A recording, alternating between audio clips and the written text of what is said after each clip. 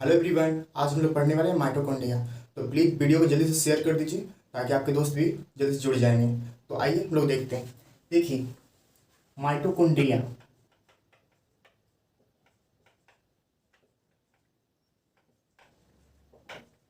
Mitochondria थोड़ा सा हम आपको रिवीजन करवा देते हैं। देखिए, ये सेल है, ये आपका न्यूक्लियस था, केंद्रक। ये आपका केंद्रिका था। ये आपका सेंट्रोसोम था। ये आपका गोल्जी पार्टस था। ये आपका एंडोप्लाज्मिक रेटिकुलम था, लाइसोसोम, राइबोसोम। ये आपका माइटोकॉन्ड्रिया था। तो आज हम लोग यही माइटोकॉन्ड्रिया के बारे में पढ़ने वाले हैं। तो देखिए, अगर आप सेल का पार्ट 1 पार्ट 2 का वीडियो नहीं देखे हैं और जो कल हम लोग पढ़े थे केंद्रक, अगर वो भी वाला वीडियो नहीं देखें तो तीनों का लिंक मैं डिस्क्रिप्शन बॉक्स में दे दूंगा, आप उसको देख लीजिएगा। तो आज हम लोग पढ़ते हैं केंद्रक। देखिए, केंद्रक को, जो ये माइटोकॉन्ड्रिया है ना, माइटोकॉन्ड्रिया केंद्रक कल हम लोग पढ़ लिए थे, आज हम लोग माइटोकॉन्ड्रिया पढ़ रहे हैं। देखिए, माइटोकॉन्ड्रिया का खोज अल्टमैन माइटोकॉन्ड्रिया का खोज अल्टमैन ने किया था 1890 में। लेकिन इसका नामकरण 1897 में किया था सी वेंडा ने। देखिए, माइटोकॉन्ड्रिया का खोज अल्टमैन ने किए थे 1890 में, बट इसका नाम नहीं रखा था उस टाइम, और इसका नाम 1897 में सी वेंडा ने दिए थे। देखिए, माइटोकॉन्ड्रिया जो है पूरे कोशिका का 34 एटीपी। देखो, जो पूरा सेल है, कितना ऊर्जा का निर्माण होता है? कोशिका में 36 एटीपी ऊर्जा का निर्माण होता है, लेकिन इसमें से माइटोकॉन्ड्रिया 34 एटीपी 34 एटीपी एनर्जी ऊर्जा का निर्माण ये अकेले करता है। तो माइटोकॉन्ड्रिया 34 एटीपी ऊर्जा का निर्माण अकेले करता है। इसीलिए माइटोकॉन्ड्रिया का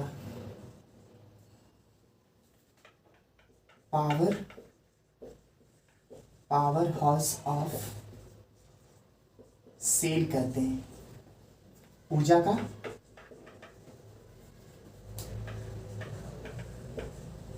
का गृह कहते हैं।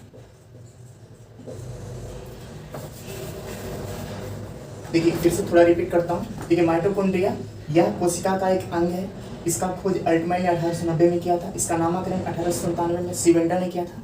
देखिए, जो टोटल ऊर्जा का निर्माण 36 एटीपी कोशिका करता है, जिसमें से ये जो माइटोकॉन्ड्रिया है अकेले 34 एटीपी ऊर्जा का निर्माण करता है। देखिए, माइटोकॉन्ड्रिया में डीएनए पाया जाता है, डीएनए भी पाया जाता है।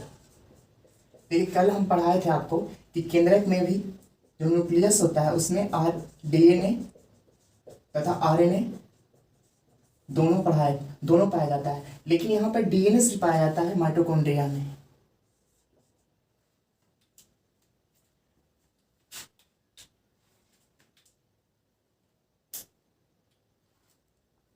और डीएनए के बारे में मैं आपको बताया था कि इसका डीऑक्सी राइबोज न्यूक्लिक एसिड कहते हैं। तो डीएनए का स्टैंड फॉर्म होता है, जो इसका फुल फॉर्म होता है डीऑक्सी राइबोज न्यूक्लिक एसिड। देखिए, माइटोकॉन्ड्रिया के बारे में हम लोग जान लिए। देखिए, अब हम लोग जानते हैं राइबोसोम के बारे में। देखिए, कहा जाता है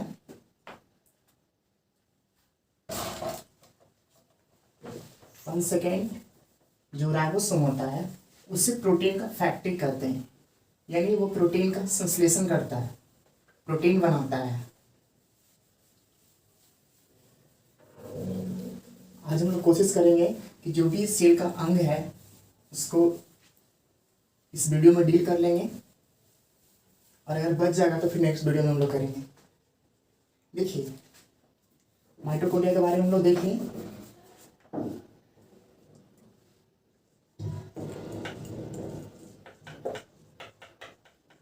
राइबोसोम। देखिए राइबोसोम का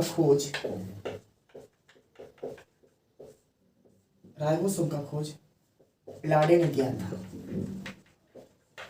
1955 में।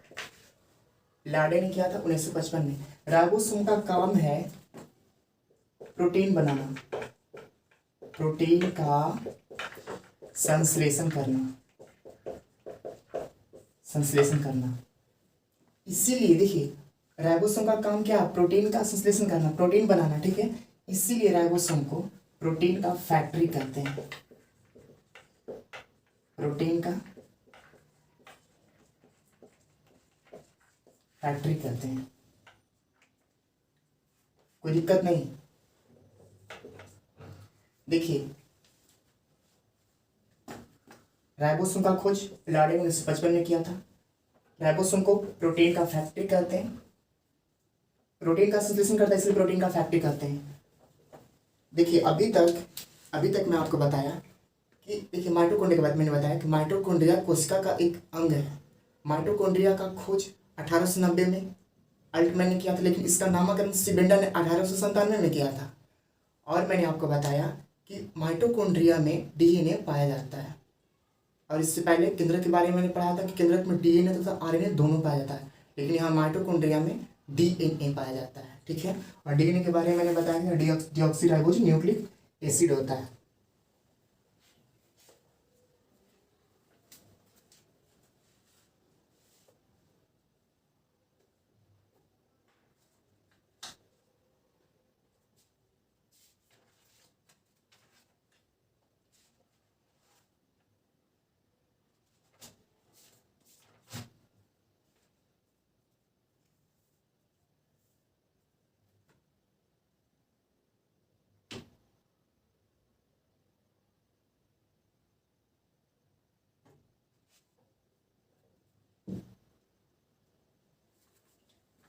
देखिए राइबोसोम के बारे में कहा जाता है कि ये कोशिका था, केंद्रिका, और ये जो राइबोसोम था,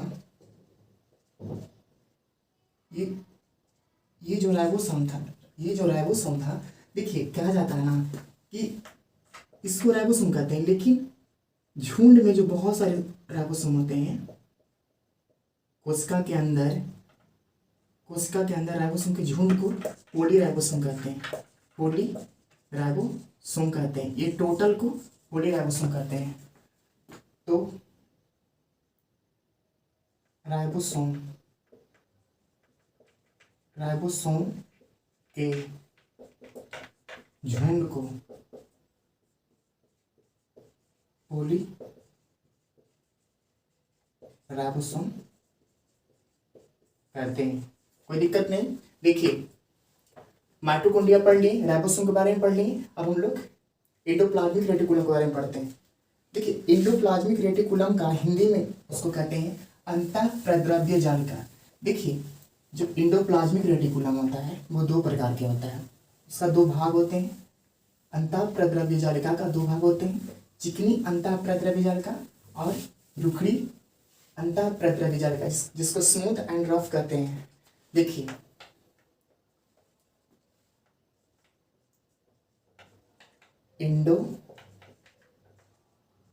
एंडोप्लाज्मिक रेटिकुलम,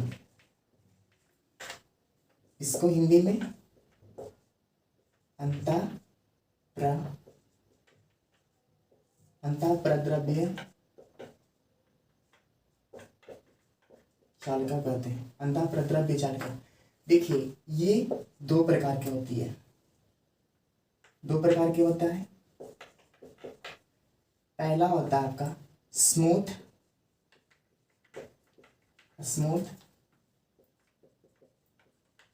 एंडोप्लाज्मिक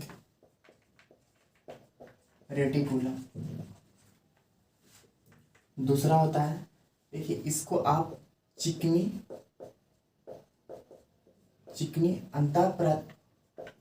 अंतःप्रद्रव्य जालिका। और देखिए दूसरा होता है रफ एंडोप्लाज्मिक रेटिकुलम, इसको आप रुखड़ी अंतःप्रद्रव्य जाल का कह सकते हैं। देखिए कहा जाता है कि जो स्मूथ इंडोप्लाज्मिक रेटिकुलम है और रफ इंडोप्लाज्मिक रेटिकुलम है। देखिए रफ इंडोप्लाज्मिक रेटिकुलम का काम होता है फैट है जिसको वसा कहते हैं, और कोलेस्ट्रॉल का निर्माण करता है। देखिए जो रफ एंडोप्लाज्मिक रेटिकुलम है वो फैट तथा कोलेस्ट्रॉल का निर्माण करता है। और मैं कोलेस्ट्रॉल के बारे में बता दूं कि इसके कारण ही मानव में कोलेस्ट्रॉल के बढ़ने के कारण ही मानव में हृदय घात होता है, जिसे हार्ट अटैक बोलते हैं, जिसे हार्ट अटैक बोलते हैं।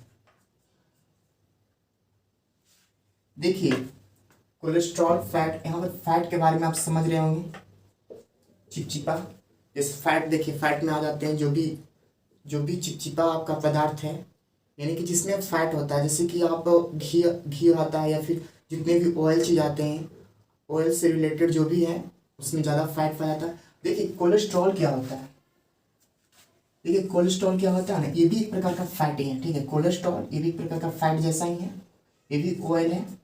देखिए होता क्या है ना कि मान लीजिए कि ये वेन है, ठीक है। तो देखिए फैट जिसको आप मघी में चर्बी बोल सकते हैं, हम लोग अपने भाषा में चर्बी बोल सकते हैं। तो देखिए ये जो फैट के कारण चर्बी ज़्यादा होता है, और कोलेस्ट्रॉल भी एक प्रकार का फैट है। तो ये जो ऑयल मान लीजिए कि यहाँ पे देखिए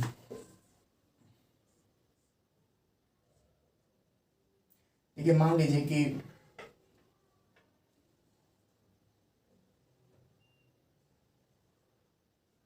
ये जो पेट है, मान लीजिए ब्रेन है, ठीक है। और इसमें ना ज़्यादा अगर कोलेस्ट्रॉल बढ़ जाता है तो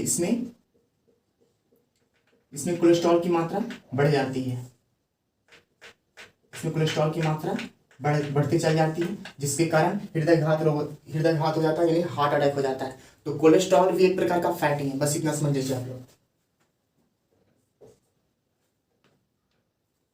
देखिए राइबोसोम के बारे में लोग पढ़ लें, माइटोकॉन्ड्रिया, एंडोप्लाज्मिक रेटिकुलम के बारे में। देखिए और भी है लाइसोसोम। आज हम लोग इस वीडियो में जितने भी सेल का जो पार्ट बचे हुए थे, जो अंग थे, आज हम लोग टोटल पढ़ रहे हैं।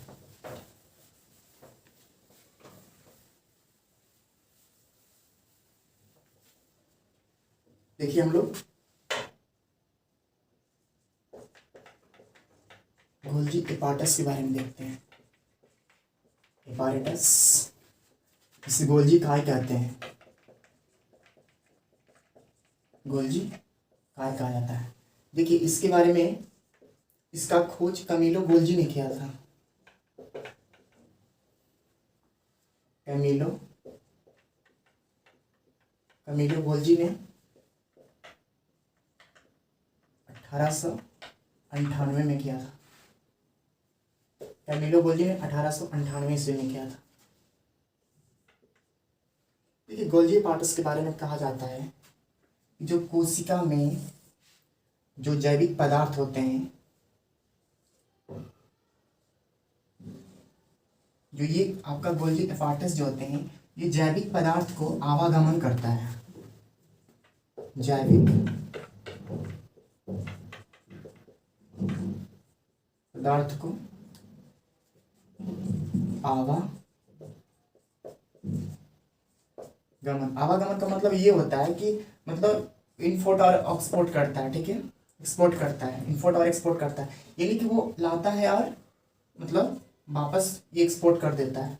तो जैविक पदार्थ को जो गोल्जी एपार्टस से जो गोल्जी काय है, ये आवागमन करता है। इसीलिए गोल्जी बॉडी को यातायात प्रबंधक कहा जाता है, प्रबंधक कहते हैं। तो गोल्जी बॉडी को यातायात प्रबंधक क्यों कहा जाता है? जैसे देखिए कोशिका के अंदर जो भी जैविक पदार्थ होता है उसको बाहर करता है और अंदर लाता है, इसीलिए गोल्जी बॉडी को यातायात प्रबंधक कहते हैं। तो आप समझ गए होंगे। देखिए गोल्जी पार्टेस ये। चलिए अब हम लोग लाइसोसोम देखते हैं। लाइसोसोम देखिए, लाइसोसोम लाइसोसोम का खोज डी डुवे ने किया था। डी डुवे ने किया था 1957 ईस्वी में। डी डुवे ने 1957 ईस्वी में लाइसोसोम का खोज किया था। देखिए इस कहा जाता है कि जो लाइसोसोम का आकृति होता है ये थैलेनुमा होता है। थैलेनुमा होता है और इसके अंदर एंजाइम पाए जाते हैं। देखिएगा, और इसके अंदर एंजाइम पाए जाते हैं। और कहा जाता है कि जब कोशिका के अंदर जो कोशिका में जैविक प्रक्रिया में कोई बाधा आती है तो ये लाइसोसोम जो होती है ना, ये खुद को फाड़ लेती है। इसीलिए लाइसोसोम को आत्महत्या की थैली कहते हैं। देखिए हम लोग अच्छे से समझते हैं इसको। लाइसोसोम देखिए, मैंने बताया इसका खोज डी डुवे ने किया था 1957 में। ये कहा जाता है जो लाइसोसोम होता है ना, ये थैलेनुमा होता है। थैलेनुमा आकृति की होती है और इसके अंदर एंजाइम पाए जाते हैं। देखिए यहाँ पे समझिएगा, ये कोशिका है, ये केंद्रक है, ये केंद्रिका है, और यहाँ पे इस तरह का थैलेनुमा लाइसोसोम पाया जाता है और इसके अंदर एंजाइम पाई जाती है। देखिए कहता है ना, ये आपका एंडोप्लाज्मिक रेटिकुलम है, आपका गोल्जी पार्टेस है, सेंट्रोसोम में। देखिए यहाँ पे समझिएगा, जो इस कोशिका में जैविक प्रक्रिया समझिएगा, यहाँ पे इस कोशिका में जो भी है एंडोप्लाज्मिक रेटिकुलम, माइटोकॉन्ड्रिया, केंद्रक, केंद्रिका, सेंट्रोसोम, गोल्जी पार्टेस, राइबोसोम, जो भी है, देखिए सबका अपना अपना काम होता है। जैसे राइबोसोम का काम क्या रहता है? प्रोटीन का संश्लेषण करना, ठीक है। गोल्जी पार्टेस का काम क्या रहता है? पदार्थ को आवागमन करना। माइटोकॉन्ड्रिया का काम क्या रहता है? 34 ATP ऊर्जा खुद निर्माण करना।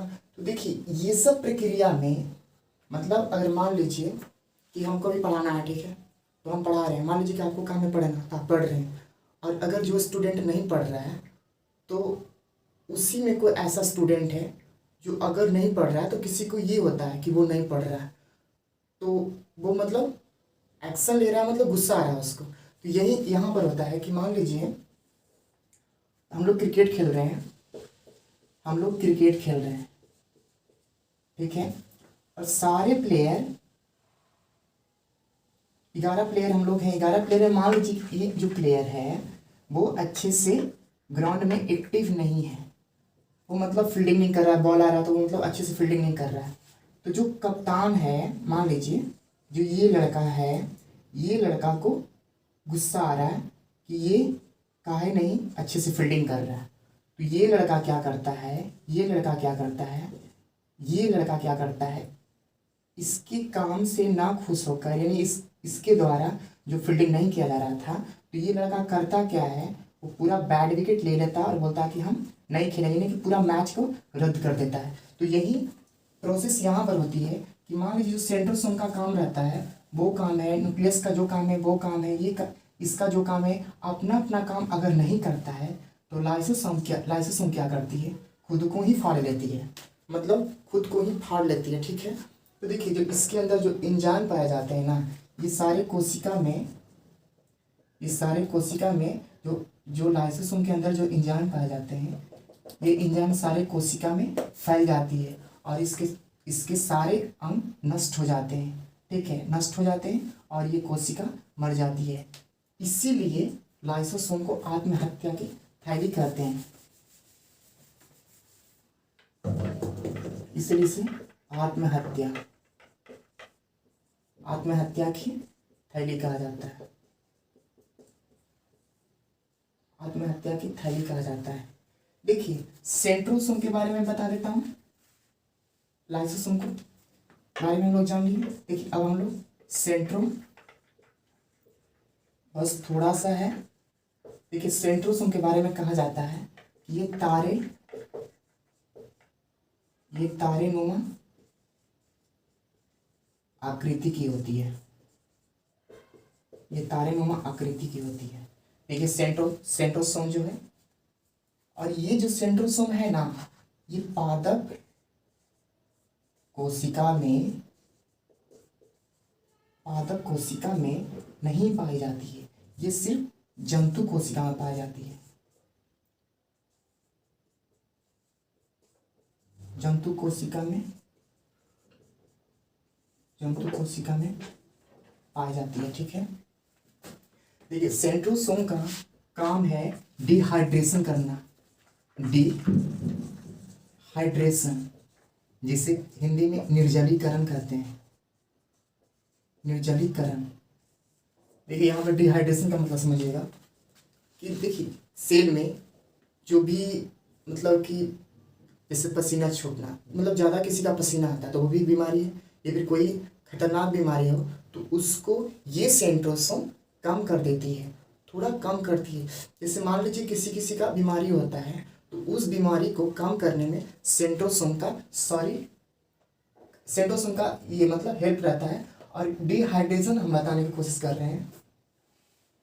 डिहाइड्रेशन के बारे में बता रहा था कि मान लीजिए कोई किसी को बीमारी हो गया, या फिर किसी का पसीना छूटता है, किसी का ब्लड जो भी मतलब बीमारी होता है, या खतरनाक बीमारी हो या फिर नॉर्मल बीमारी हो, तो उसको कम करना ही डिहाइड्रेशन कहते हैं। तो सेंट्रोसोम का काम रहता है डिहाइड्रेशन करना। और हम लोग प्रोटोप्लाज्म पढ़ लिए, endoplasmic lysosome, reticulum, ribosome, lysosome, प्रोलीपाटस।